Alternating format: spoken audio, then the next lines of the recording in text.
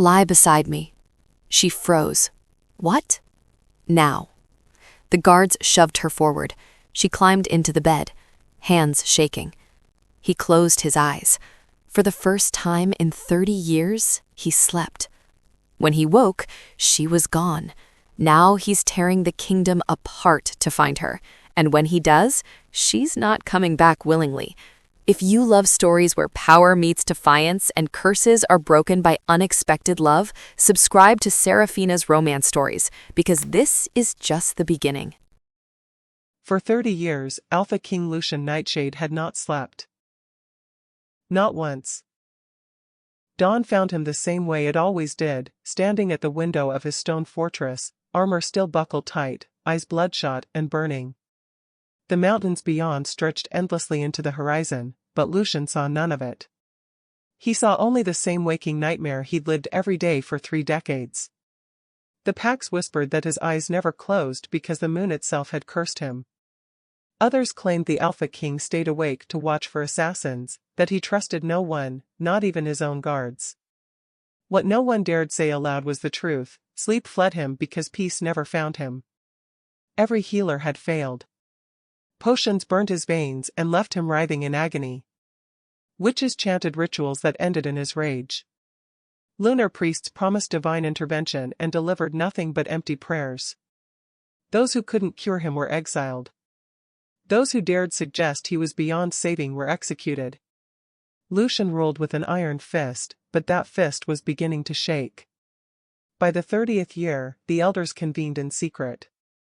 "He's deteriorating," Elder Thorn whispered in the council chamber. "I saw him nearly attack his own beta yesterday." "The curse is killing him," another elder said. "If we don't act, then bring her." All heads turned toward Elder Mira, the oldest among them. "Bring who?" Thorn demanded. "The Omega girl. The one from the kitchens."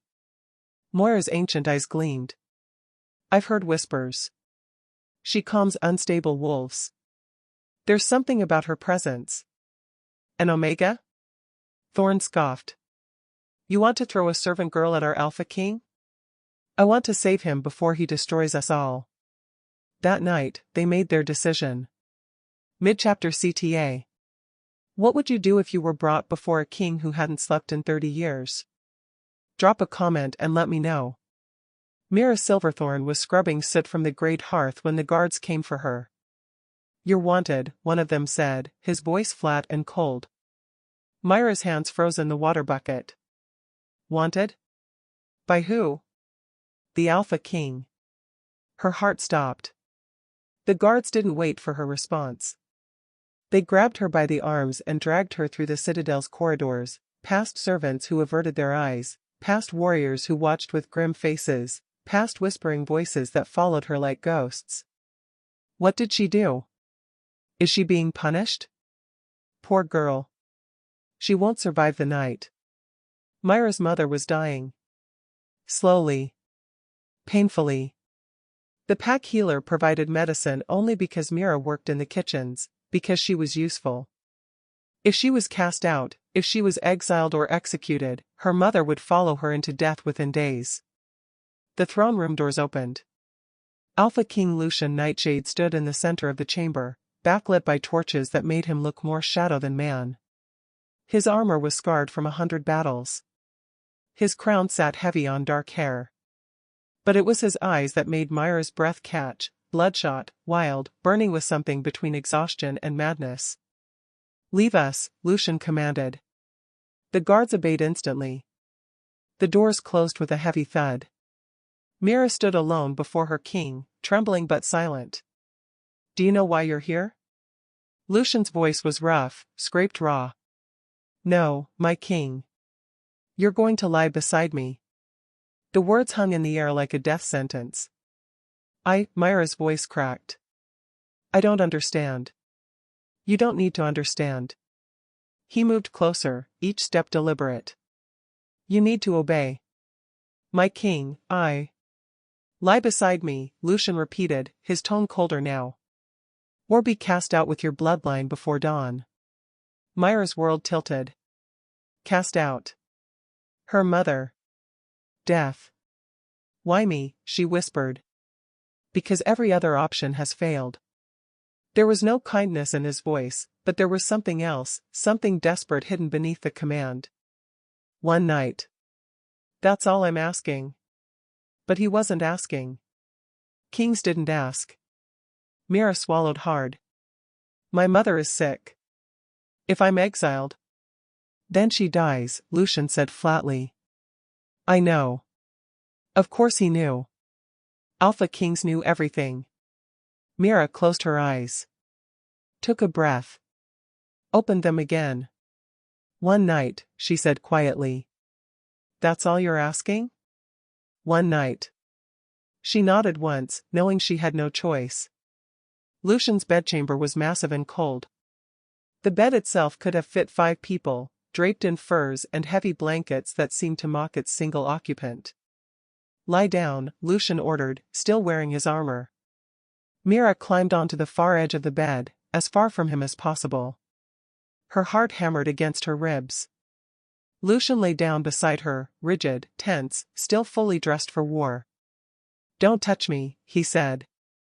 I wasn't planning to, Mira replied softly. Silence stretched between them. Mira stared at the stone ceiling and counted the cracks in the mortar. She counted her breaths. She counted anything to distract herself from the impossibility of this moment. Then, she heard it. His breathing slowed. The rigid tension in his shoulders eased. The restless energy that radiated from him like heat began to fade. Mira turned her head slightly and saw what no one had seen in 30 years. Alpha King Lucian Nightshade's eyes were closed. He was sleeping. Mira lay perfectly still, afraid to move, afraid to breathe too loudly, afraid that even her heartbeat might wake him. Minutes passed. Then an hour. Then 2. When dawn light finally crept through the windows, painting the chamber in soft gold, Mira slipped from the bed like a ghost. She didn't look back. She ran. Lucian woke slowly, awareness returning in fragments. The light was wrong. Too bright. Morning light. He'd slept. For the first time in 30 years, he'd actually slept. He sat up, his body feeling strange, lighter somehow, as though a weight he'd carried for decades had finally lifted. Then he realized he was alone. The Omega was gone. Lucian rose from the bed, his hand reaching out to touch the space where she'd lain. Still warm. Mira Silverthorn, he whispered, her name like a prayer on his lips. He walked to the window and stared out at the waking world, something stirring in his chest that he didn't recognize. Then he turned and called for his guards. Find her, Alpha King Lucian Nightshade ordered, his voice carrying a new kind of urgency. Before the night falls again. If you need to know what happens when the Alpha King finds her, hit that subscribe button for Seraphina's romance stories. And drop a comment telling me what time you're watching this. I love seeing how far these stories travel. The guards found Mira within the hour. She was back in the kitchens, hands deep in wash water, scrubbing the same pot she'd abandoned the night before. Ash streaked her cheek. Her hair was tied back with a fraying ribbon. She looked exactly as she had before, small, unremarkable, easy to overlook. Except now, every servant in the citadel stared at her. The Alpha King slept, they whispered when they thought she couldn't hear. With her. An Omega from the kitchens. What did she do to him? Mira ignored them all. She scrubbed the pot until her knuckles went white, focusing on the familiar rhythm of work. Familiar meant safe. Familiar meant she could pretend the last 12 hours hadn't happened. Mira Silverthorn. She looked up. The king's steward stood in the doorway, holding a leather purse that clinked with the weight of gold. The Alpha King wishes to reward you for your service. His tone was formal, carefully neutral. This should be sufficient. Every eye in the kitchen turned toward her. Mira set down the pot. Dried her hands on her apron. Looked at the purse, then at the steward. I don't want it, she said quietly. The steward blinked. What? I did what was commanded. One night. That's all I owed. She picked up another pot and returned to scrubbing. Tell the Alpha King I require no payment. Silence fell over the kitchen like snow. The steward opened his mouth. Closed it. Opened it again. The Alpha King does not take kindly to refusal. Then he shouldn't have asked. The steward left, the purse still heavy in his hands, and Mira went back to work as if her world hadn't just shifted on its axis. 3 days passed. 3 days where Mira kept her head down and her hands busy. 3 days where the whispers followed her like shadows but no one dared speak to her directly. 3 days where she almost convinced herself it was over. Then the summons came. The Alpha King requires your presence. Immediately. This time, Mira wasn't dragged. She walked on her own, her spine straight despite the fear coiling in her stomach. The throne room doors opened, and there he was, Alpha King Lucian Nightshade, standing by the window with his back to her. He looked different somehow. Less shadowed. The bloodshot exhaustion in his eyes had faded, replaced by something sharper. More dangerous. You refused payment, Lucian said without turning. I did. Why? Because I wasn't providing a service, my king. I was following an order. He turned then, and Mira's breath caught. His gaze pinned her in place, intense, searching, almost predatory. Lie with me again, he said. No. The word fell between them like a stone into still water. Lucian moved closer, each step measured. That wasn't a request. And that wasn't an acceptance. Mira lifted her chin. One night was all I owed. You don't get to decide that. I just did. Something flashed across his face, rage, yes, but something else underneath it. Disbelief. Confusion. And beneath all of that, something that looked almost like fascination. Do you have any idea what you've done? His voice dropped lower, rougher. For 30 years, I haven't slept. 30 years. Then one night with you, and, he stopped himself. I need you to. Need? Mira interrupted, her voice steady despite the trembling in her hands. You need me to lie beside you so you can sleep? That's not need, my king. That's use. I'm offering you protection. Provision. Your mother will have the finest healers. I didn't ask for any of that. Then what do you want? The question came out harsh, almost desperate. Mira met his eyes directly. To be left alone. Has anyone ever rejected you and made you want them even more? That's exactly what's happening to our Alpha King right now. Lucian stared at her, this small Omega who spoke to him like an equal, who refused gold and protection and him as if they meant nothing. You're dismissed, he said finally, his jaw tight. Mira bowed and left without another word. Lucian stood in the empty throne room, his hands curling into fists. She'd walked away. From him. From an Alpha King. And the worst part, the absolutely maddening part, was that he couldn't stop thinking about it. About her. About the way she'd looked at him with those steady eyes and said no as if it were the simplest thing in the world. Queens had tried to seduce him. Rival alphas had challenged him. Entire packs had bent their knees before him. None of them had unsettled him like this soft-spoken Omega who refused to be claimed. That night, Lucian tried to sleep. He lay in his enormous bed, in the same position, breathing slowly the way he had when she'd been there. Nothing happened. Minutes passed. Then an hour. His eyes burned but wouldn't close. His body remained rigid with tension. The familiar exhaustion crept back like an old enemy returning home. By midnight, the hallucinations began. Shadows moved along the walls where there should be none. Voices whispered in languages he didn't recognize. His hands shook when he tried to pour water, the goblet clattering against the table. No, Lucian growled, gripping the edge of his desk. No, no, no. But the curse didn't care. It returned with a vengeance, as if punishing him for those few stolen hours of peace. His vision blurred. His chest tightened. Every sound became too loud, every light too bright, every breath too difficult. By dawn, Lucian stood at his window again, bloodshot, shaking, furious. And finally, terribly, he understood. This Omega wasn't submissive. She wasn't weak. She wasn't impressed by his crown or his power or his desperate commands. And that made her the most dangerous person in his entire kingdom. Because Lucian didn't just want her to cure his sleeplessness. He needed her. And she knew it. The realization hit him like a physical blow.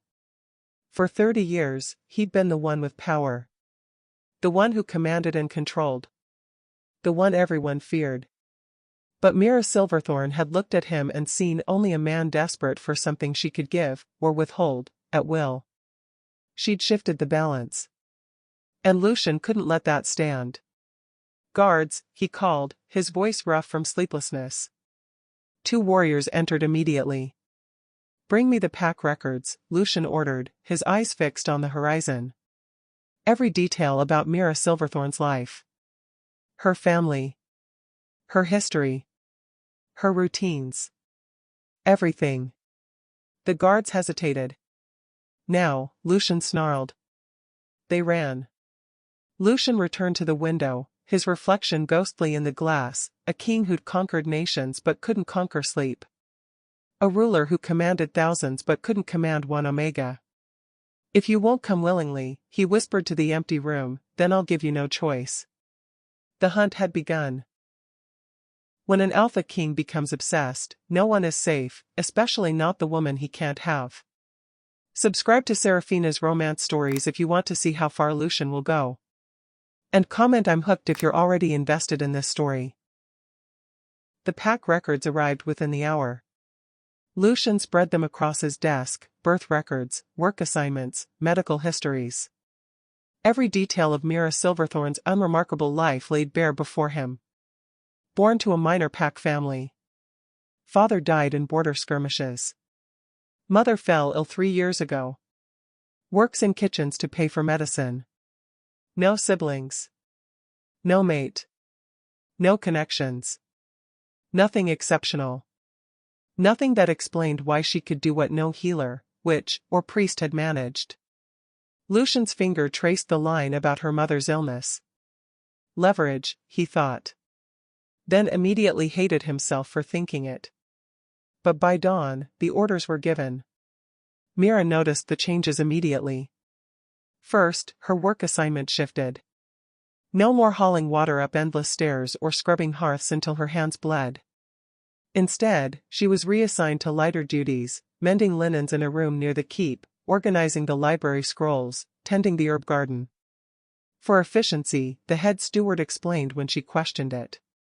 "Your skills are better utilized elsewhere." Meera didn't believe him. Then her mother's medicine arrived, not the usual bitter herbs from the pack healer, but expensive tonics from the capital. Rare. Costly. Delivered without explanation. "I don't understand," Myra's mother whispered from her sickbed, her voice weak but clearer than it had been in months. "How did you afford this?" "I didn't," Meera said quietly, staring at the blue glass bottles. "Someone else did." She knew exactly who. The final confirmation came 3 days later when Sarah, a kitchen maid who'd mocked Meera openly, suddenly disappeared. "Reassigned to the borderlands," the servants whispered. "Punishment for disrespecting someone under the Alpha King's attention." Meera felt the invisible chains tightening around her with each passing day. He wasn't protecting her. He was claiming her. "I need to go to the market," Meera told the guard stationed outside her new quarters. When had she gotten a guard? "I'll escort you," he said immediately. "I don't need an escort." Alpha King's orders. Of course they were. Meera walked through the citadel gates with the guard trailing 3 steps behind, his hand never leaving his sword. The market bustled with afternoon crowds, merchants hawking wares, children darting between stalls, the smell of fresh bread and roasted meat filling the air. For a moment, Meera let herself breathe.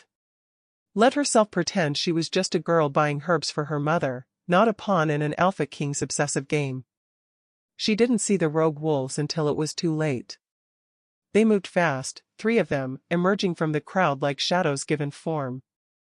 One grabbed her arm, another covered her mouth, and the third blocked the guard's path. The Alpha King's little pet, the one holding her, hissed in her ear. "You're worth a fortune to the right people."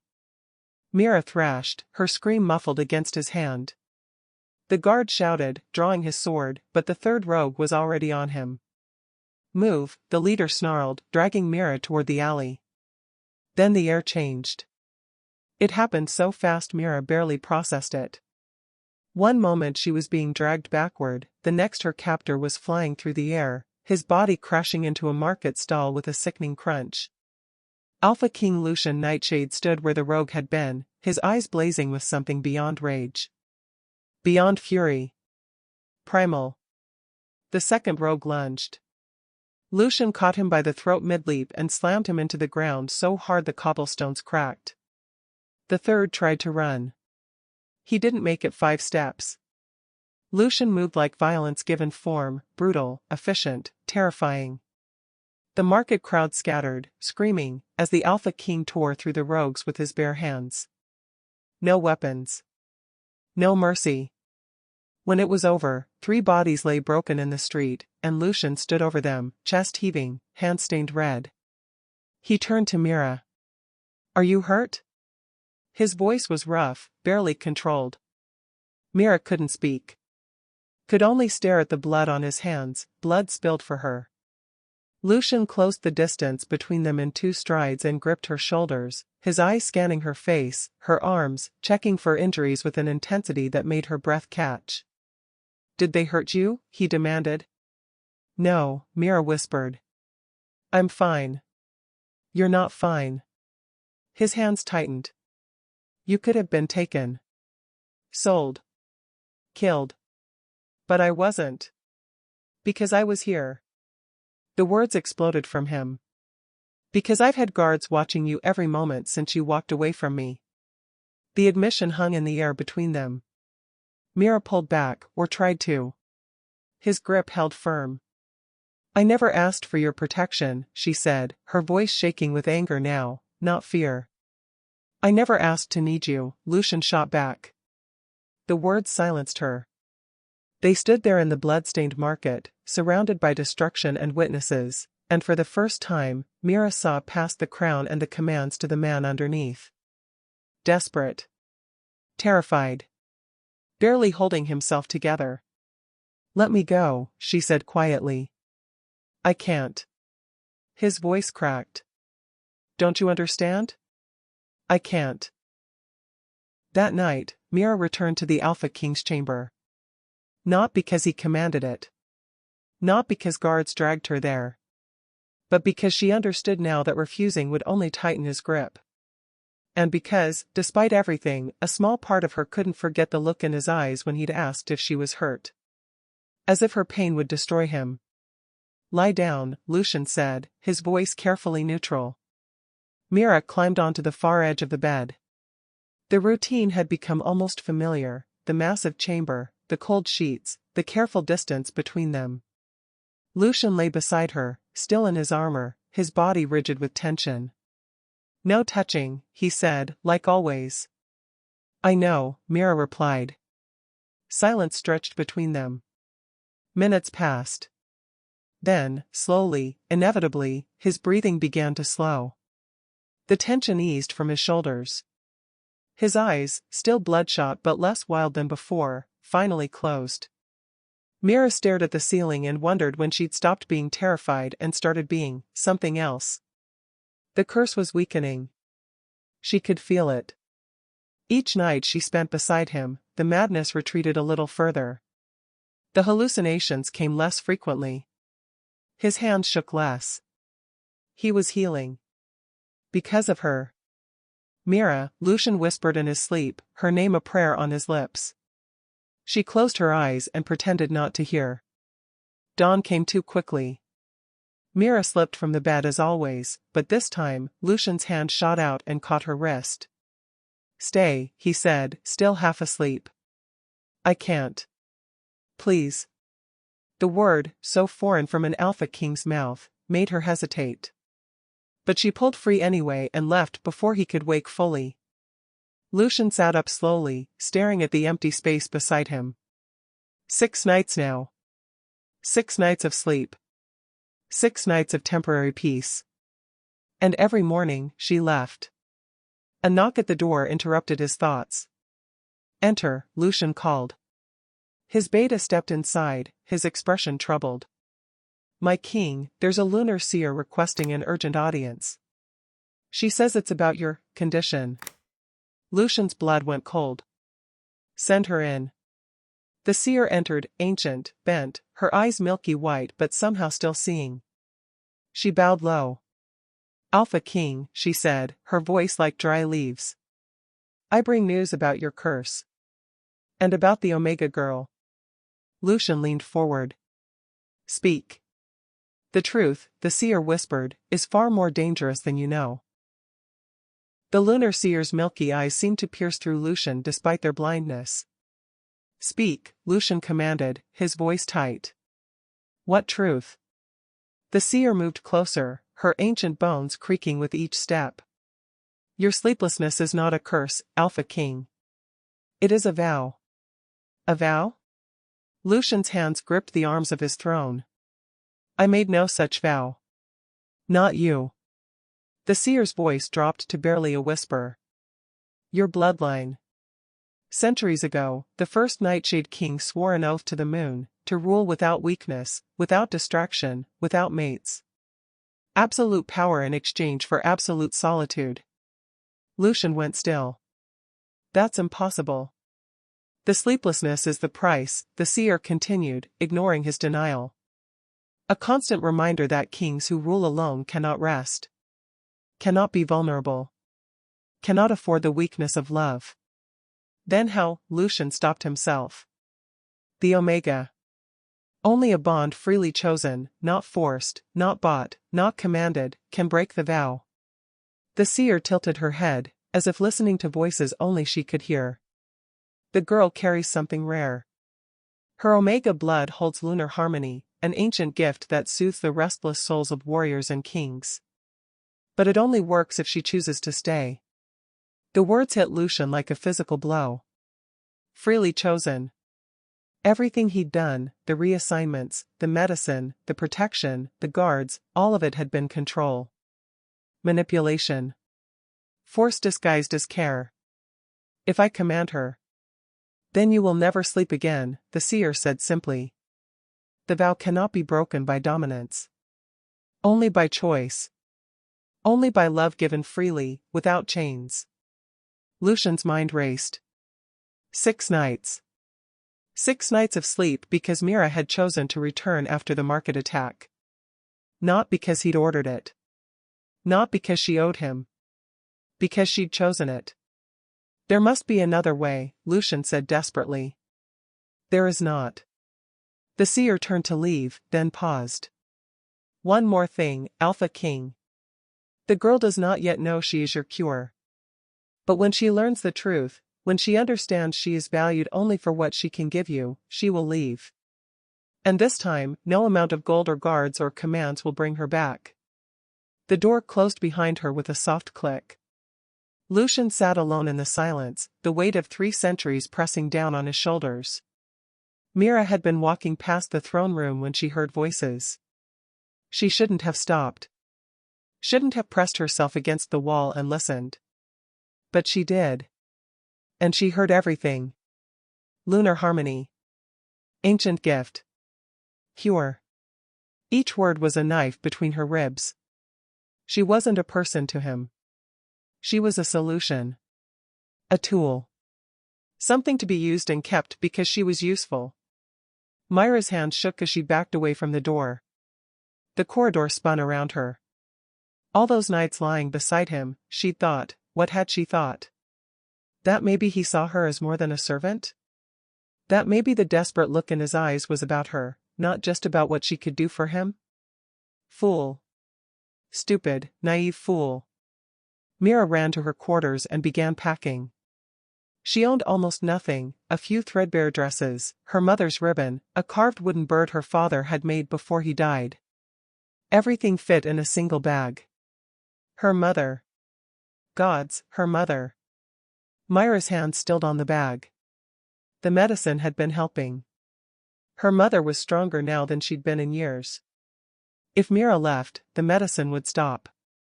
But if she stayed, she'd be nothing more than a cure in human form. A chain disguised as salvation. Meera closed her eyes and made her choice. She left at dawn, slipping through the citadel gates before the guard changed shifts. Her mother's sickbed was her only stop. Meera? Her mother's voice was weak but clear. What's wrong? I have to go, Mama. Meera knelt beside the bed, memorizing her mother's face. I'm sorry. I'm so sorry. Child, what happened? I won't be someone's cure. Tears streamed down Mira's face. I won't be someone's chain. Her mother's hand found hers, surprisingly strong. Then go. Live. I've had my life, sweetheart. You deserve yours. The medicine will stop. I know. Her mother smiled sadly. But I'd rather die free than watch you live in a cage. Meera kissed her mother's forehead and left before she could change her mind. The borderlands stretched ahead of her, wild and dangerous and free. She didn't look back. Sometimes walking away is the bravest thing you can do. Comment she's right if you think Meera made the right choice. Lucian found her room empty an hour after dawn. The bed was made. The few possessions she'd owned were gone.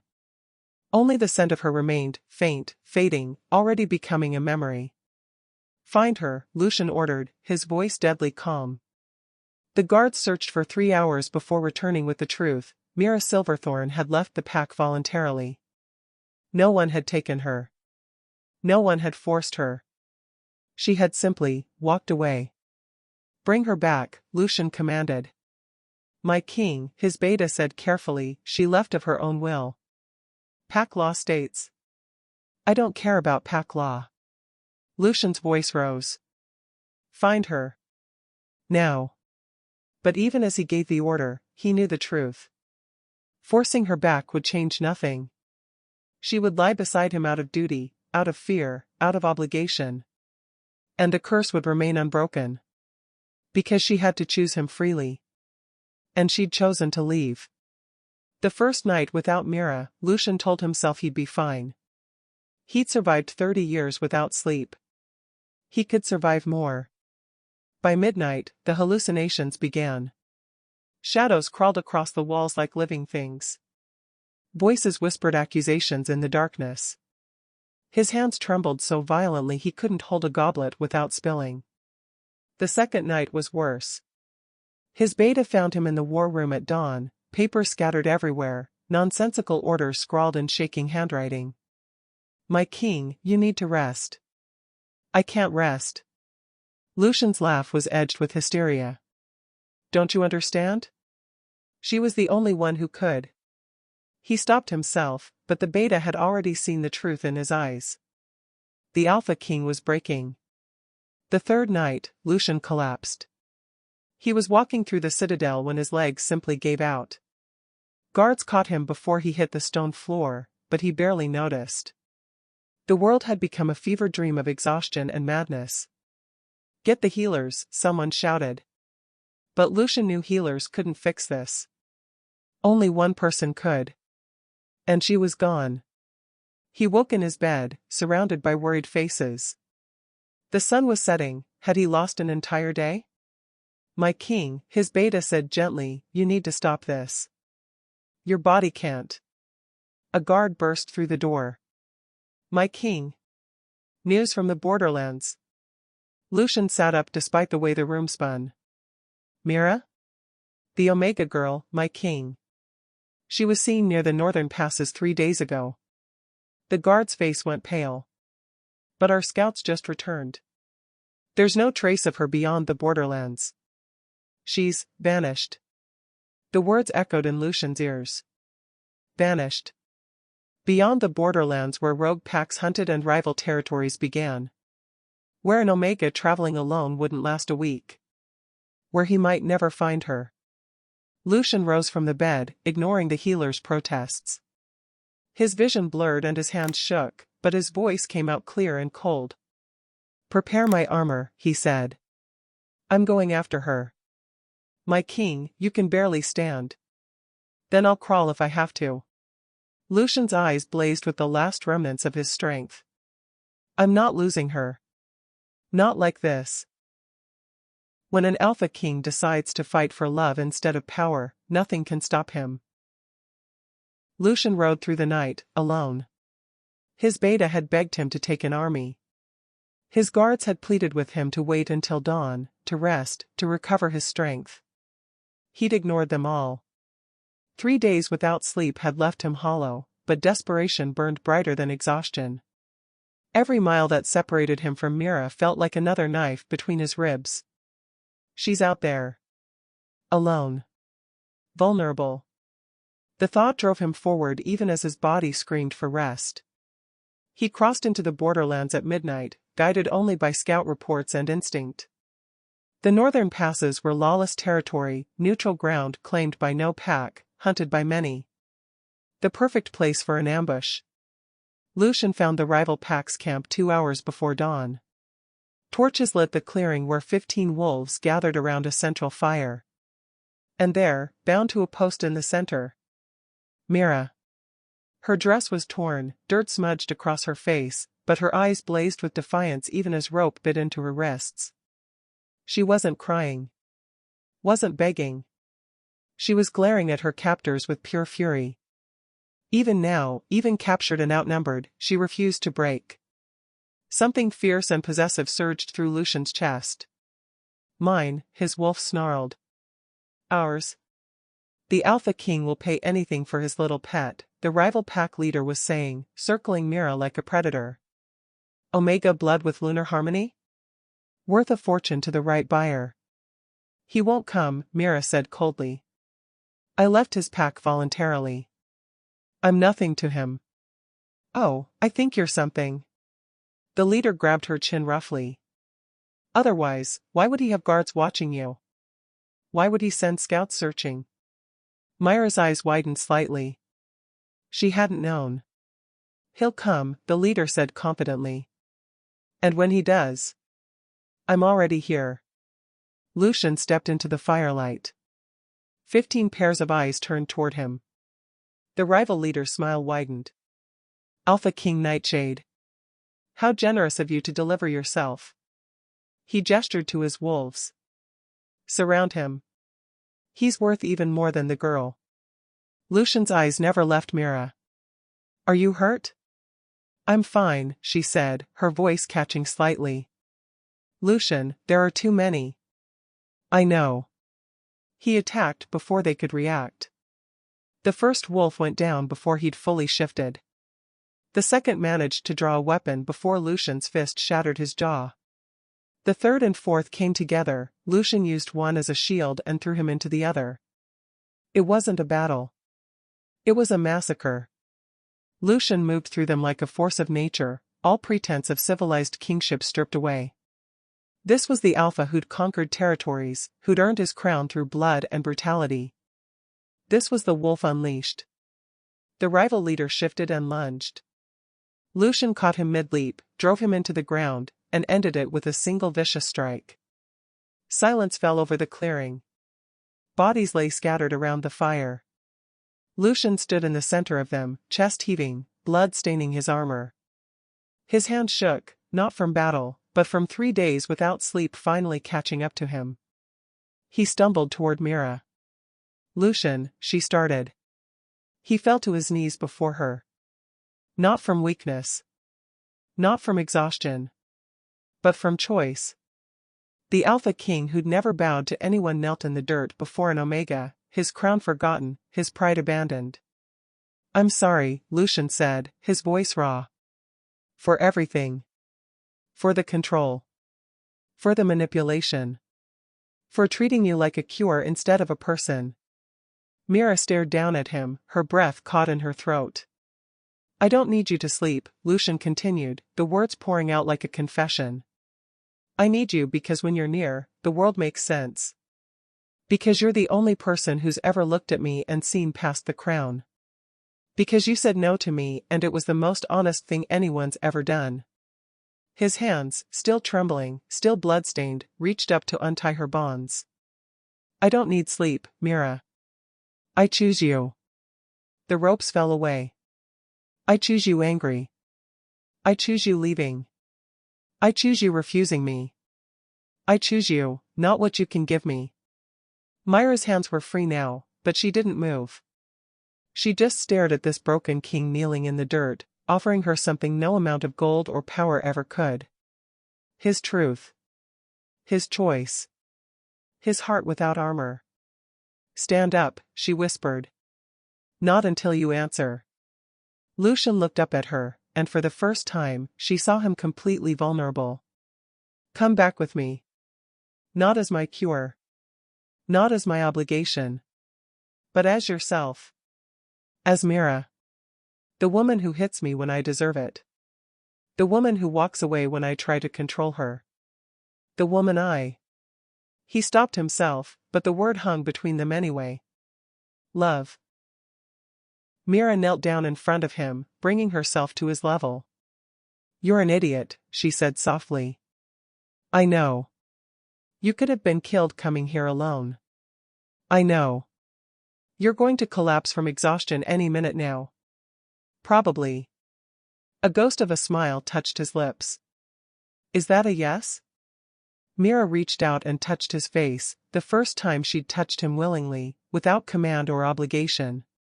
Her fingers traced the exhaustion carved into his features, the desperation, the hope. I won't be owned, she said firmly. I know. I won't be controlled. I know. And I won't be your cure. If I come back, if I stay, she took a breath. It's because I choose to. Not because you need me to. I understand. Mira studied his face for a long moment. Then, finally, she nodded. Then yes. I'll come back. Lucian's eyes closed briefly, relief flooding through him so intensely it hurt. When he opened them again, Mira was smiling, small and tentative, but real. Now stand up, she said. Before you pass out in front of me. He stood, swaying slightly.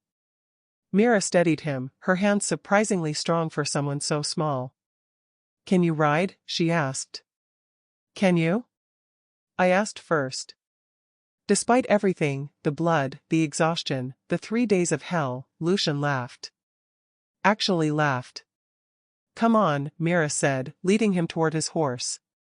Let's go home before you actually do collapse. They rode back together, Mira sitting in front of him on the saddle, Lucian's arms around her more for support than control. The sun rose behind them, painting the borderlands in gold. Somewhere around noon, Lucian finally succumbed to exhaustion. He slumped forward, his head resting against Mira's shoulder, and fell into deep, dreamless sleep. Mira guided the horse home, feeling the steady rhythm of his breathing against her back. He chose me, she thought. Not the cure. Not the gift. Me. And for the first time since this all began, Mira chose him back. They arrived at the citadel at sunset. The gates opened, and immediately Mira felt the weight of dozens of eyes. Guards. Servants. Warriors. All of them staring at the Alpha King sleeping against an Omega's back. Lucian's Beta rushed forward. My king. He's fine, Mira said quietly. Just sleeping.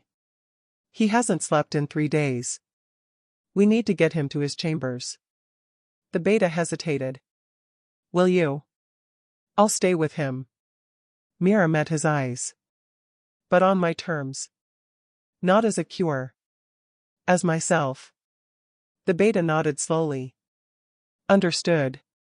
They carried Lucian to his chambers, still asleep, still peaceful. Mira stayed beside him, watching the rise and fall of his chest, the way the exhaustion finally melted from his features. He slept for 18 hours straight. When he woke, Mira was still there. But their peace lasted exactly 2 days. On the third morning, Lucian's beta burst into the chamber, his face grave. "My king, the pack elders have convened an emergency tribunal." He swallowed hard. "They're challenging Miss Silverthorn's right to stand beside you. They want her removed from the citadel immediately." Lucian sat up slowly, his hand finding Mira's. "Then we go face them," he said quietly. "Together."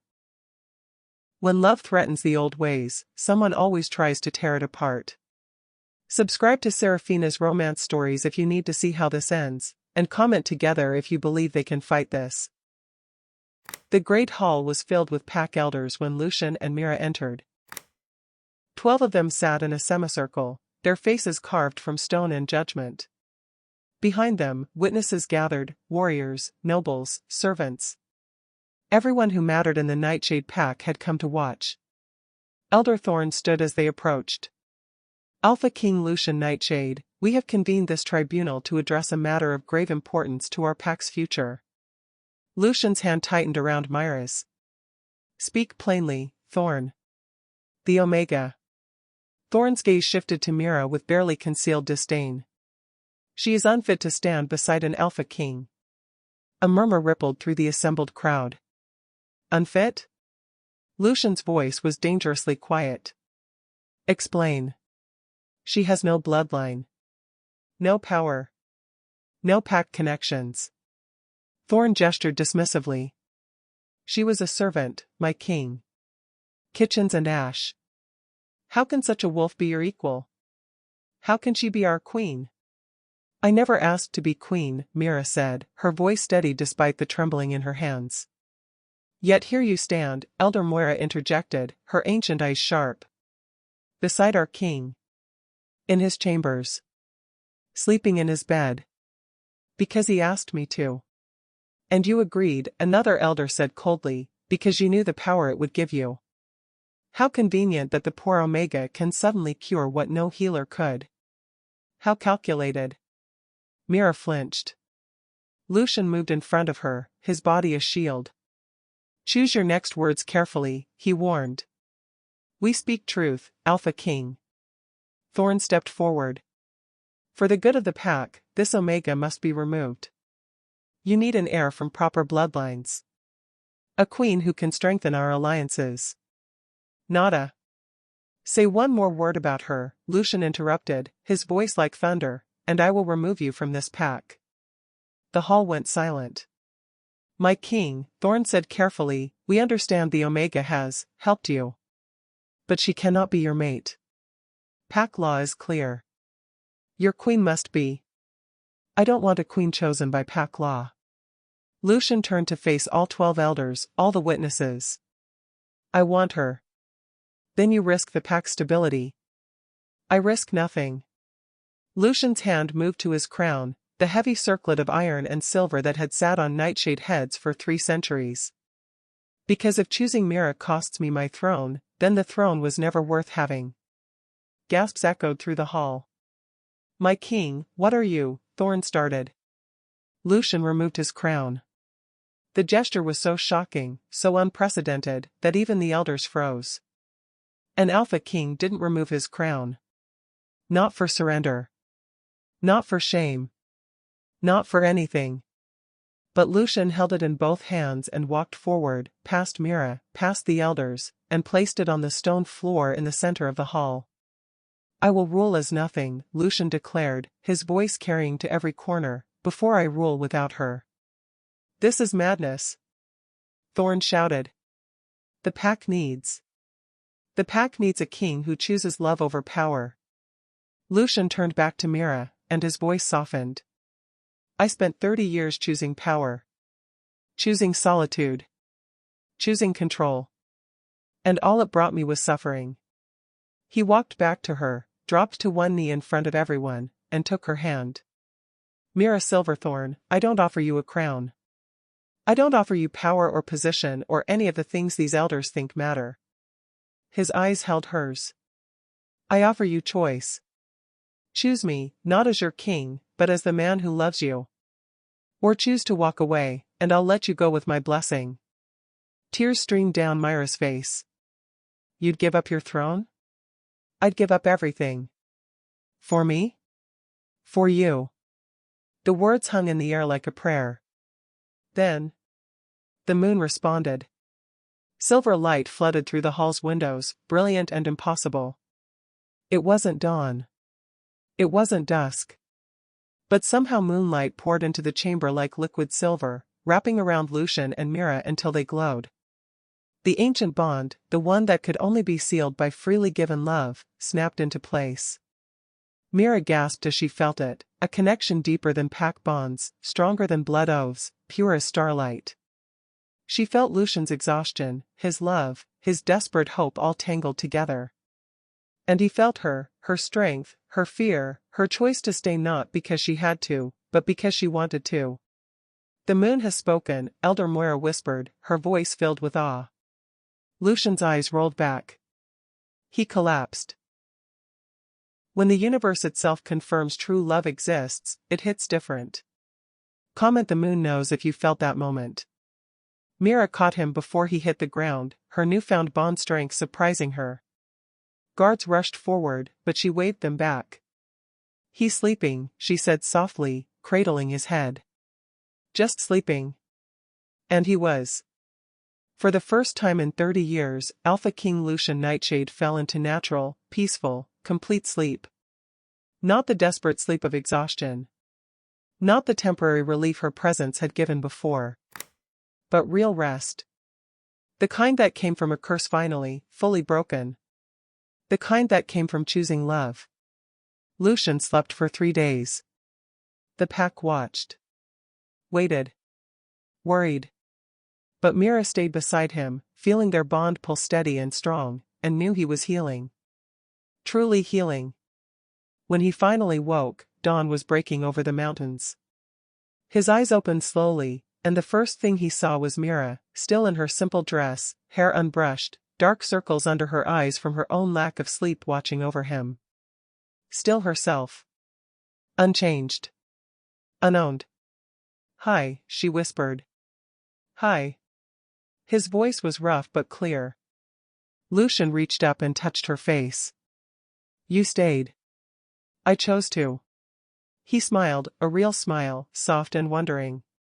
The crown is still on the floor of the great hall where you left it. Mira's lips quirked. The elders are having an existential crisis. Good. She laughed. Actually laughed. And Lucian realized he'd never heard that sound before, free, unguarded, happy. Marry me, he said. You already asked. That was a bond. This is a marriage. Lucian sat up slowly, his hand still cupping her face. Marry me under the moon. Let the pack witness. Not as their queen, unless you want to be, but as my mate. My choice. My love. Mira leaned forward and kissed him. It was their first real kiss, soft, tentative, perfect. Yes, she whispered against his lips. Yes. The ceremony happened 3 days later, under the full moon. No grand throne room. No political alliances. Just the open courtyard beneath silver light, with the pack gathered as witnesses. Lucian wore simple clothes, no armor, no crown. Mira wore a white dress the pack seamstress had made, simple and beautiful. Elder Moira performed the rites, her voice carrying across the silent crowd. The moon recognizes what the heart already knows, she intoned. These two are bound, not by law, not by duty, but by choice. Lucian took Mira's hands. I choose you. Every day. Every night. For the rest of my life. I choose you, Mira replied, her voice steady and sure. As you are. Not as a king. As Lucian. The moon's light intensified, bathing them in silver. Then by the moon's blessing, Elder Moira declared, you are bound. You are one. The pack held their approval, a sound that echoed through the mountains and across the territories. Lucian pulled Mira close and kissed her properly this time, and the courtyard erupted in celebration. When they finally pulled apart, Breathless and smiling, Lucian whispered in her ear, "Thank you." "For what?" "For teaching me that some things are worth more than power." Mira smiled against his shoulder. "You're welcome. Now come on, your pack wants to meet their new Luna." "Luna?" Lucian raised an eyebrow. "I thought you didn't want to be queen." "I don't." She grinned up at him. "But I'll be your partner. Your equal. Your pain in the ass who tells you when you're being an idiot." "Perfect." They walked back into the citadel together, hand in hand, while the pack celebrated around them. That night, Lucian slept beside Mira, truly beside her now, their hands clasped between them, and dreamed for the first time in 30 years. He dreamed of peace. He dreamed of love. He dreamed of a future where power didn't matter nearly as much as the woman sleeping next to him. The Alpha King who hadn't slept in 30 years finally found rest. Not because he conquered the night. Not because he commanded the curse to break. But because he chose love without chains. And love chose him back. If this story reminded you that real love is always a choice, never a cage, subscribe to Seraphina's romance stories for more tales that will make your heart believe in magic again. And comment "Love wins" if Lucian and Mira's story touched you, because stories like this deserve to be shared. Thank you for being here for every chapter. Until the next story, remember, the best love stories are the ones where both people choose each other, freely and completely. Before you go, I just want to say thank you. Truly, thank you for staying with Lucian and Mira's story from the very first moment to this beautiful ending. You didn't have to, but you did, and that means everything to us. Now, I'm going to be completely honest with you and ask for a favor, not just from me, but from everyone here at Seraphina's Romance Stories. The algorithm hasn't been pushing our videos to as many people as we'd hoped, and we need your help to change that. If this story touched your heart, if it made you feel something real, could you do us this one kindness? Drop a comment, any comment. Hit that like button, share this video with your friends, your family, your loved ones. Post it on your WhatsApp status, share it on your socials. Tell the algorithm that this story mattered to you, because that's the only way it'll reach others who need it just as much as you did. That's why we pause to ask for subscriptions and comments, not to be annoying, but because it's the only way these stories survive and find the people who need them most. Thank you again for being here. You're not just a viewer, you're part of this journey. And may love find you as surely as it found Lucian and Mira. May your choices always lead you home.